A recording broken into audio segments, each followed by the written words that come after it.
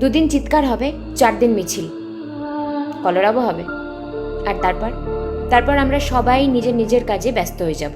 কিন্তু যে হারালো, যার হারালো, একমাত্র সেই জানে যন্ত্রণাটা, যার কোনো শেষ নেই, না কখনো হবে। মেয়েরা কোথায় সেফ? স্কুল, কলেজ, টিউশন, পাড়ার অলিগলি, টোটো, অটো, হসপিটাল? কোথাও না। কত বিচার আসবে, কত বিচার যাবে, কিন্তু সমাজ পাল্টাবে না। লক্ষ্মীর ভাণ্ডার তো থাকবে, কিন্তু লক্ষ্মীর নিরাপত্তা থাকবে না। রাতে একটা মেয়ে একা, কতটা ইররেসপন্সিবল, তাই না?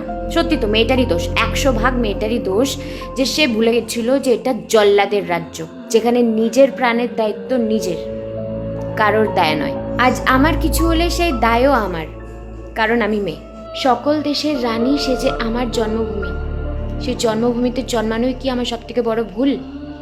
সে জন্মভূমিতেই আমি সেফ নই। ভাবো না, যদি আজ এটা আমার সাথে হতো, যদি এটা তোমার সাথে হতো। খবরের পাতা উল্টে দেওয়া সহজ, টিভির রিমোট দিয়ে চ্যানেল চেঞ্জ করাও সহজ, ফেসবুকের নিউজ ফিডের খবরগুলো স্কিপ করাও সহজ, যতক্ষণ সেই অন্যায়টা অন্যের সাথে হচ্ছে। কথায় আছে, ঘুটে পড়ে গোবর হাসে, এমন দিন যেন আর না আসে।